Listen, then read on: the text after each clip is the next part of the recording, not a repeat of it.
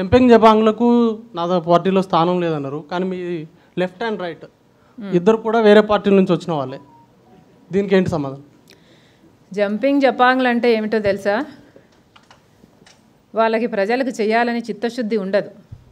అక్కడికి వెళ్తే మాకు మేలు జరుగుతుంది, అక్కడికి వెళ్తే మా పబ్బం గడుస్తుంది, అక్కడికి వెళ్తే మా ఆస్తులు కాపాడుకోవచ్చు, అక్కడికి వెళ్తే మా మీద కేసులు పెట్టరు అనుకునేవాళ్ళు. అలాంటి అడ్వాంటేజెస్ ఏవి మా దగ్గర లేవు. వీళ్ళు ఉన్నారు అంటే ఎందుకున్నారో కూడా మీకు ఇందాక ఎక్స్ప్లెయిన్ చేశాను.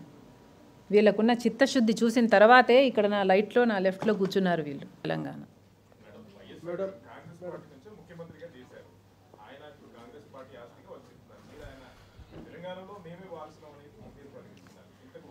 హలో, ఒక్క నిమిషం, మీ క్వశ్చనే రాంగ్. కాంగ్రెస్ పార్టీ రాజశేఖర్ రెడ్డి గారిని చీఫ్ మినిస్టరు చెయ్యలేదండి. ఒక్కసారి చరిత్ర తిరగేసుకుంటే కాంగ్రెస్ పార్టీ చచ్చిపోయిన పార్టీ. 2004 కల్లా చచ్చిపోయిన party Congress party. Congress party అనుమతి కూడా ఇవ్వలేదు రాజశేఖర్ రెడ్డి గారు పాదయాత్ర చేస్తానంటే. ఇవ్వకపోయారు, దొబ్బేయండి అని రాజశేఖర్ రెడ్డి గారు పాదయాత్ర చేస్తే, ప్రజలకు భరోసా కల్పిస్తే, ఆయన విశ్వసనీయత చూసి, ఆయన ముఖం చూసి ఒక్కసారి కాదు 2 సార్లు అధికారాన్ని కట్టబెట్టింది రాజశేఖర్ రెడ్డి గారికి, కాంగ్రెస్ పార్టీకి కాదు. ఇక్కడ చాలా మిస్టేక్ ఉంది మీ క్వశ్చన్లో శ్రీనివాస్ గారు.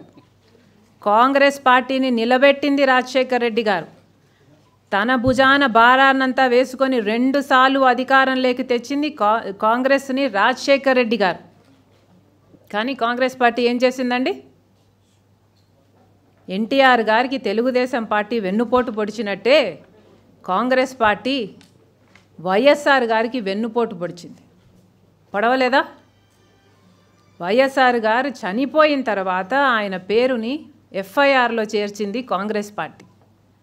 సిగ్గు లేకుండా వీళ్ళు వారసులని చెప్పుకుంటున్నారా?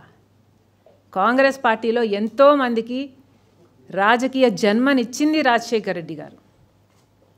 వీళ్ళ వారసులు సిగ్గుండాలి చెప్పుకోవడానికి. తెలంగాణ పార్టీని కాంగ్రెస్ పార్టీలో విలీనం చేస్తున్నందుకు రాజశేఖర్ రెడ్డి బిడ్డగా నేను సంతోషిస్తున్నా. ఎందుకంటే ఈ రోజు నుంచి వైఎస్ఆర్ తెలంగాణ పార్టీ కాంగ్రెస్ పార్టీలో భాగమై, కాంగ్రెస్ పార్టీ ఉన్నంత వరకు వైఎస్ఆర్ తెలంగాణ పార్టీ కూడా కాంగ్రెస్ పార్టీలో భాగమై ఉంటుంది. కాబట్టి వైఎస్ఆర్ తెలంగాణ పార్టీ నాయకులు, వైఎస్ఆర్ తెలంగాణ పార్టీ కార్యకర్తలు నాతో పాటు ఈరోజు చాలా సంతోషంగా ఇండియన్ నేషనల్ కాంగ్రెస్ పార్టీలో విలీనం కావడం జరుగుతుంది.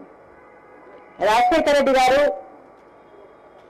బ్రతికున్నంత కాలం నమ్మకంగా కాంగ్రెస్ పార్టీకి సేవ చేయడమే కాకుండా రాజశేఖర్ రెడ్డి గారు చనిపోయే నాటికి కూడా కాంగ్రెస్ పార్టీకి సేవ చేస్తూనే చనిపోయారు.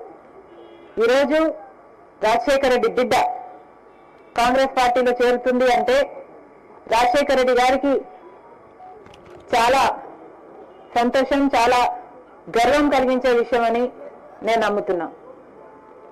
ఎందుకంటే ఈరోజు మన దేశంలోనే అతిపెద్ద సెక్యులర్ పార్టీ కాంగ్రెస్ పార్టీ. కాబట్టి కాంగ్రెస్ పార్టీ మన స్వాతంత్రం వచ్చినప్పటి నుంచి పునాదులు వేయడం దగ్గర నుంచి ఈ దేశాన్ని కట్టడం దగ్గర వరకు కాంగ్రెస్ పార్టీ హస్తమైంది.